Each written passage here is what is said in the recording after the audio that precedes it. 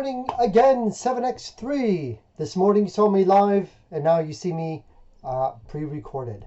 Which one's better? I don't know. Anyway, I hope you're still doing well. I hope you're still happy, and that Friday's going well for you. Another week done, 3 weeks down. You're doing great. So, without wasting any more of your time, let's jump straight into our lesson for today, shall we? We are carrying on with some of the autobiography work that we started last week. Moving on to something that's a little bit less heavy, I think. I hope you enjoy it. Here we go. Today's lesson begins here. You can see that we're continuing with autobiographical writing. For your starter, your do it now, please begin with what it says here. Have a look at whatever personal or private reading book you've got right now. And I want you to pick out 2 sentences from there. Anything that kind of jumped out or caught your eye. You might even open the book to a random page and pull out something. But try and find 2 interesting, well-written sentences that have got some excellent vocabulary in it. And just write them down. And we're going to come back to this at the end of the lesson. Now, the focus of today's lesson is about vocabulary. We're using autobiographical writing to kind of focus on how we can improve the quality of our own writing through using higher level language, words. You got here just a quick paragraph of writing to try and do something autobiographical about you. I focused it here on the shared experience we all have right now, which is lockdown 3.0 under COVID-19. We can see light at the end of the tunnel. We can see the vaccine being rolled out. We can see that possibly after half term we'll be back in the classroom together, which will be wonderful. But when we broke up for Christmas, we were already, most of us, studying from home. We saw that a lockdown was coming in, and you may have had certain feelings about that.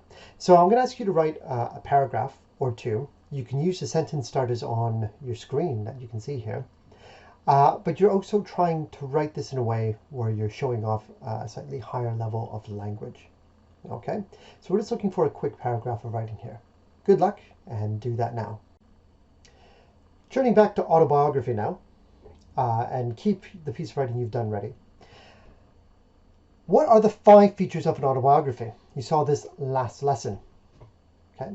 Why don't you pause this video now, see if you can come up with the 5 features yourself. Okay, and now let's look at them. They are first person, written in the past tense, of course, because you're writing about things that have happened to you. You might be thinking about the future in a diary, but it is about events in the past. Okay. They can show an insight into what a person is really feeling and thinking. So it's a real window into a person's personality. Detailed description of the elements of the person's individual's past. And of course, it's nonfiction. While a biography or an autobiography might be exaggerated, and we can't always trust that a person is being honest about their own life, in general, when we're trying to write autobiography, we are trying to be truthful. We hope. Okay, we're now going to do a little bit of autobiographical reading. This is of the Australian Olympic champion, Cathy Freeman. Now, when we read autobiography, in fact, when we read most anything, these are things to keep in mind. You are predicting where this text is going to bring us. You might have questions coming up in your mind.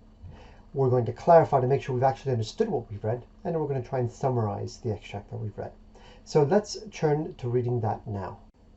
Before we read, though, take a moment to consider, or to predict.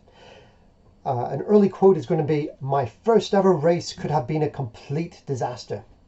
What kind of things do you think could have caused her first race to be a disaster? What could have gone wrong, or what could make that happen?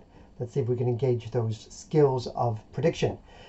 Do that now. Take a moment to pause before you continue. You can write down in a single sentence what your prediction is, and then let's read together. This extract It's taken from the autobiography of the Australian Olympic champion sprinter Cathy Freeman. In it, she describes her very first place. Let's try that again. In it, she describes her very first race at primary school. My first ever race could have been a complete disaster. I was 8, and it was athletics day at St. Joseph's Primary School. I had to represent Goldhouse in the 80-meter sprint, but I almost missed it because I was hiding in the toilets. "Catherine, where are you? Your race is on now." I could hear my sports teacher, Miss Baldry, looking for me. I was supposed to be at the starting line with the other kids, but stage fright had set in. I was feeling shy because a few of the parents had turned up to watch us. Eventually, Miss Baldry managed to coax me out of the bathroom. "Quickly," she said. "Hurry, or you'll miss it." I rushed towards the oval where the races were being held. I was in such a hurry, I didn't look where I was going and ran straight into a wire fence. Ouch! A piece of wire had poked me in the eye. It was stinging, but I knew I didn't have time to do anything about it. I ran the rest of the way to the oval and made it to the starting line just in time. "On your marks, get set, go!" yelled one of the teachers. I took off, pumping my legs as fast as I could. My eye was still hurting, so I kept it tightly closed and ran with only one eye open. I'm not sure how I managed to stay in my lane and not bump into the other kids who were running. It was my first race, so I wasn't expecting much. I just ran. And somehow I ended up winning. It didn't take me long to realize that running was something I was good at. Okay, so now that we've read the extract together, let's look at some questions.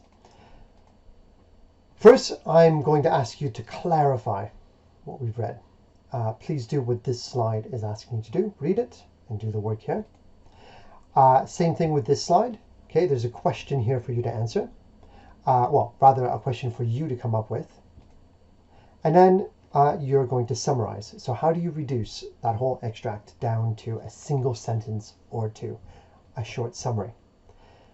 Please do that now before we move on to the work on the next slide. I'm going to read these two paragraphs twice now. I'm going to read it the first time using the words in red, and the second time I'm going to use the words in blue. Which one do you think sounds better? Let's begin. I took off, moving my legs as much as I could. My eye was still hurting, so I kept it tightly closed and ran with only one eye open. I'm not sure how I managed to stay in my lane and not bump into the other kids who were running. It was my first race, so I wasn't expecting much. I just ran. And somehow I ended up doing okay.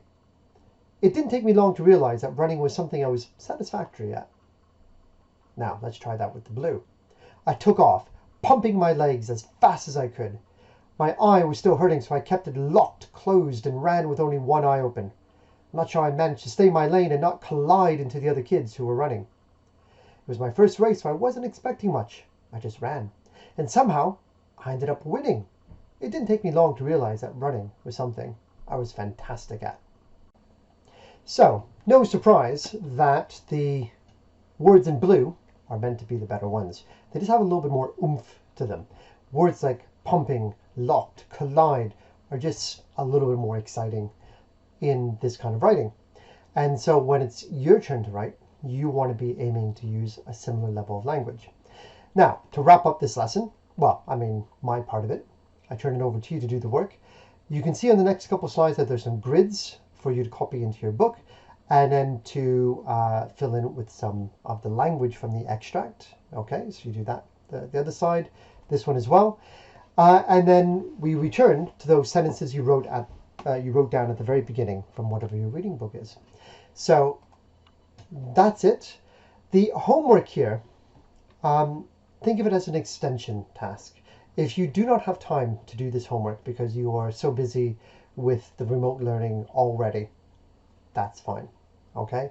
I appreciate that these are challenging times and that for some of us, finding the space, the place, the quiet to do all our home learning is at times very challenging. If you can do the homework, please attach it to the work you've done this lesson, and that's what you can upload to Teams. But if you really do not have time for this today, that's okay. And so here we are, 7x3. another lesson done. Good luck with your work. I don't think you'll find it too difficult, I hope.